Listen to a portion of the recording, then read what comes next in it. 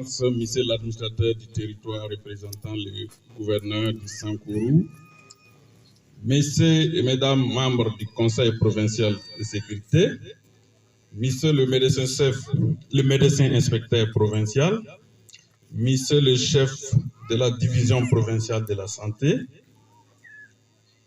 messieurs et mesdames les cadres de la division provinciale de la santé, monsieur le médecin-chef et les membres de l'équipe cadre de la zone de santé, distingués invités, messieurs et mesdames, à vos titres, tout protocole observé, bonjour. C'est un plaisir pour moi de prendre la parole au nom de tous les partenaires techniques et financiers en ce jour du lancement des journées nationales de vaccination contre la poliomyélite. Pour un petit rappel, c'est depuis le 25 novembre 2015 que la République démocratique du Congo a été déclarée libre de la circulation de la poliovirus sauvage.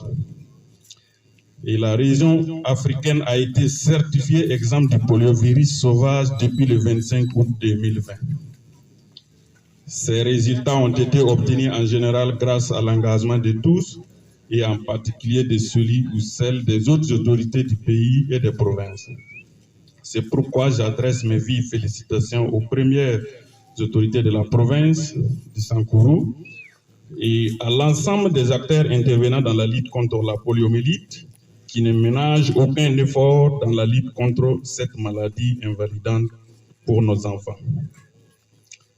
Excellences, mesdames et messieurs, la région africaine a certes stoppé la circulation du poliovirus sauvage, mais elle fait toujours face aux épidémies de poliovirus non sauvages, celles qu'on appelle communément CVD-PVD. En RDC, l'épidémie de poliovirus non sauvage, c'est-à-dire CVD-PVD, type D, a débuté depuis le 8 mai 2017 et se poursuit toujours avec l'apparition du CVD-1, c'est-à-dire le poliovirus non sauvage type 1, faisant ainsi au total 1066 cas de virus détectés, dont 1005 cas détectés parmi les enfants atteints de paralysie flaccide. Et 61 virus ont été isolés dans les échantillons environnementaux.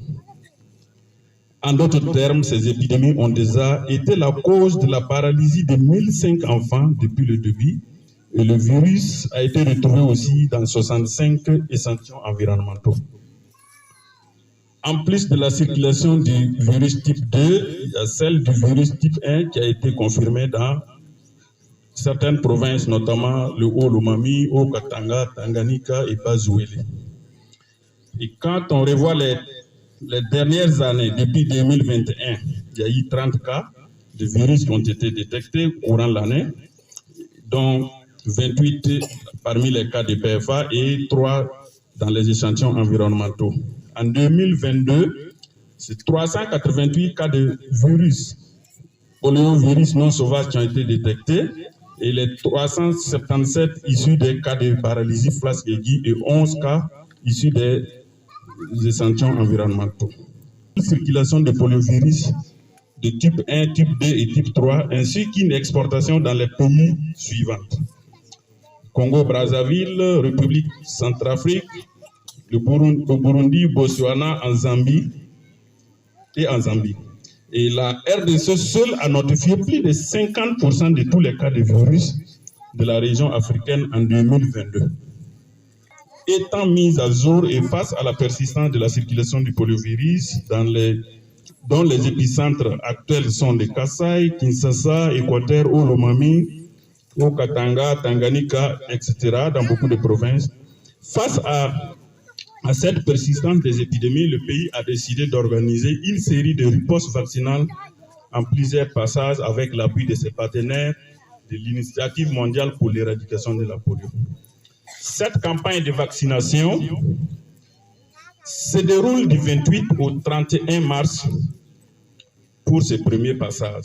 Et c'est le nouveau vaccin VPO type D qui sera utilisé en stratégie porte-à-porte, d'autres stratégies spécifiques et dans le but d'atteindre tous les enfants cibles de 0 à 59 mois dans les 20 provinces du pays.